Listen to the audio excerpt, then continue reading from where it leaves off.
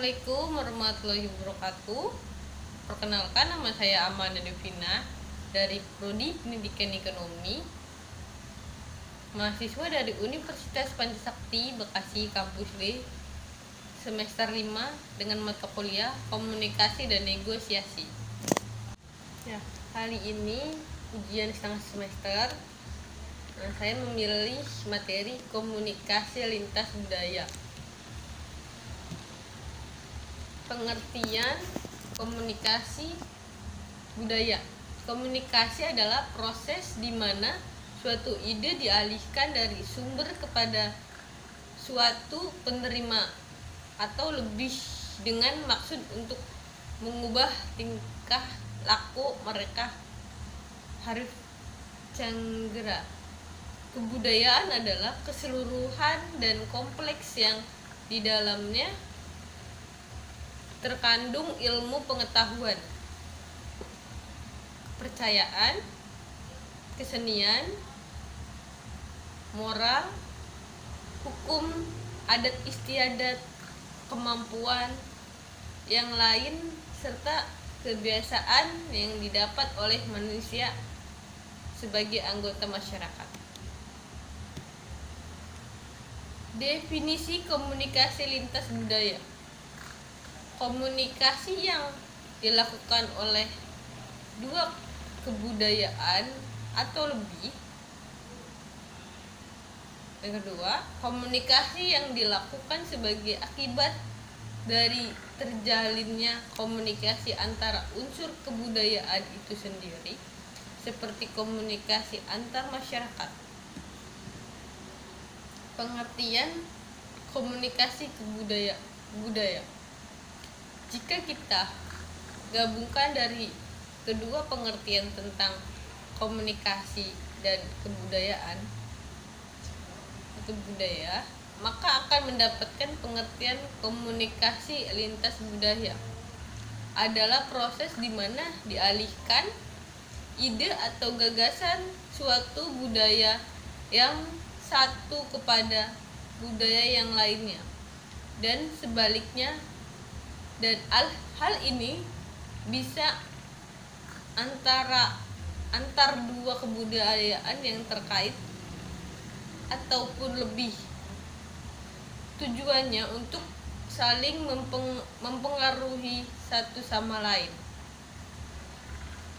baik itu untuk kebaikan sebuah kebudayaan maupun untuk menghancurkan suatu kebudayaan, atau bisa jadi sebagai tahap awal dari proses akulturasi atau pengembangan dua kebudayaan atau lebih yang menghasilkan kebudayaan yang baru.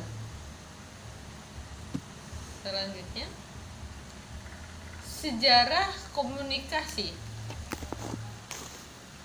Studi tentang komunikasi lintas budaya secara sistematis, ilmiah, dan akademis baru dikaji pada akhir abad 1960-an, awal 1970-an sebagai bagian tak terpisahkan dari studi disiplin ilmu komunikasi. Pada intinya, kemunculan studi komunikasi lintas budaya ini didasari oleh ketidakmampuan individu untuk saling memahami pihak lain dalam dinamika pergaulan kehidupan sehari-hari. Istilah antar budaya pertama kali diperkenalkan oleh Edward Tytell pada tahun 1959 dalam buku The Silent Language, Perbedaan Antara Budaya dan Berkomunikasi, baru dijelaskan oleh David K. Berlow 1960 melalui buku The Process of Communication 1960.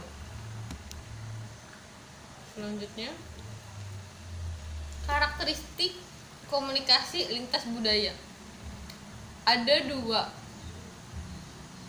atau lebih kebudayaan yang terlihat dalam komunikasi. Ada jalan atau tujuan yang sama yang akhirnya menciptakan komunikasi itu. Yang ketiga,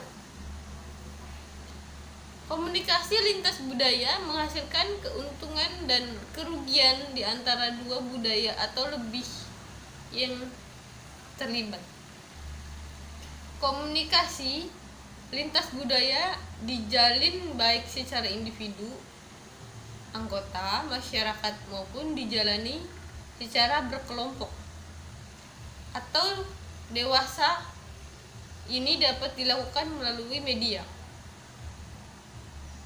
Yang kelima, bila 2 kebudayaan melabur karena pengaruh komunikasi yang dijalani, maka akan menghasilkan kebudayaan baru, dan inilah yang disebut akulturasi. Yang terakhir, tidak semua komunikasi lintas budaya menghasilkan feedback yang dimaksud.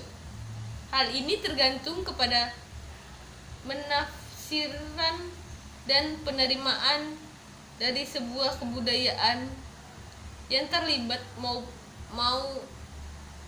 atau tidaknya dipengaruhi.